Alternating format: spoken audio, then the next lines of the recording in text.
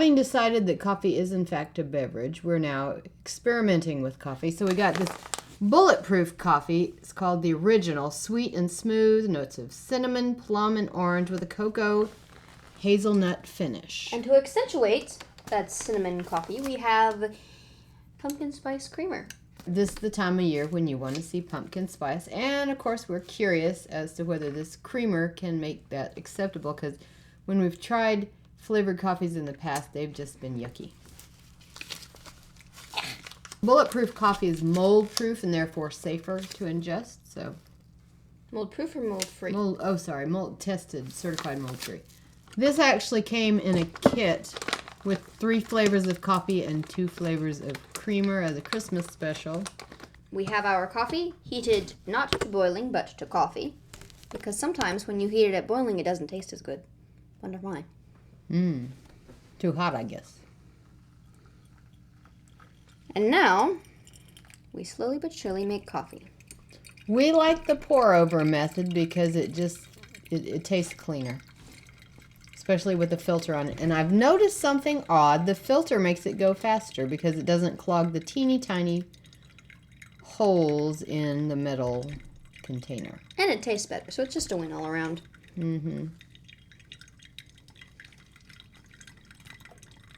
Plus, I like to look at it while it happens.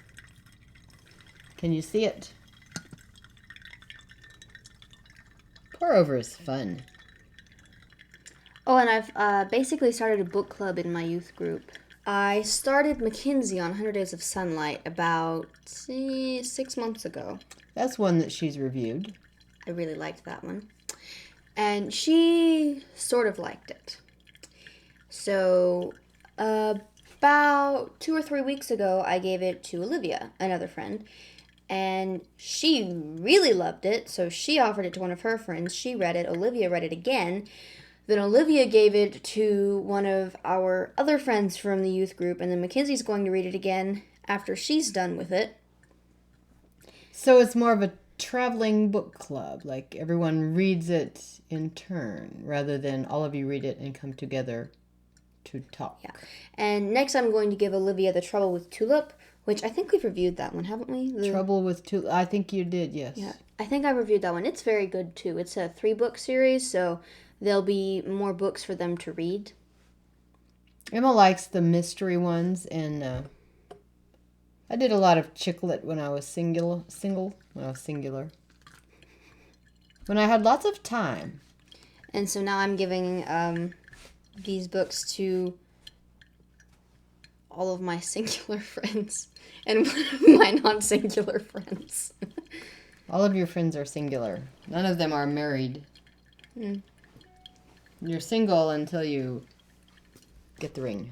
Now, we don't actually like black coffee, but we taste it for you, my dear viewers. Yes. Just a taste of it, and then we'll put the cream in it. Cheers. Fairly mild. It's sort of a clearer version of coffee. But it's still coffee. It's still coffee.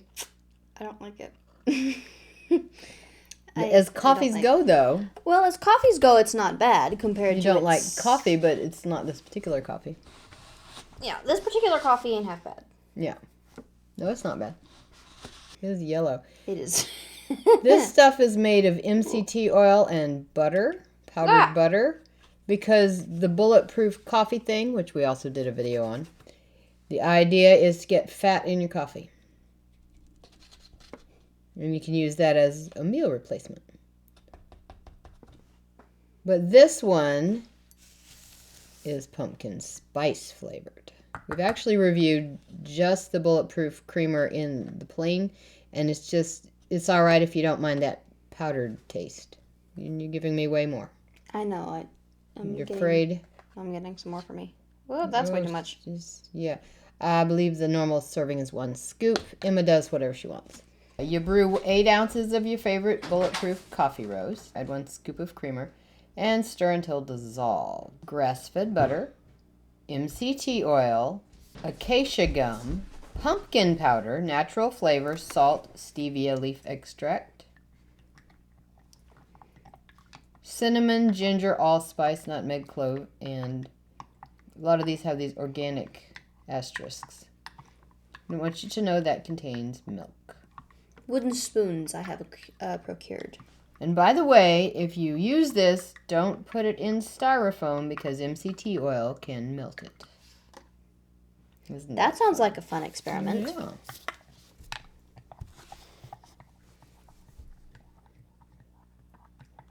So we tried another pumpkin creamer for tea once. You remember that one?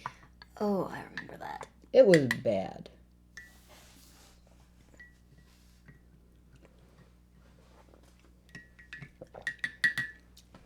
No, that's not half bad.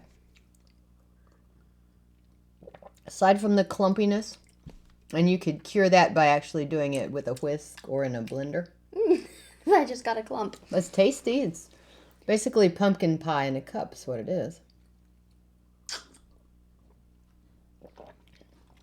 Right? Speaking of which, if you've never tried making a pumpkin pie and putting nuts and brown sugar in the bottom and the top, that's good.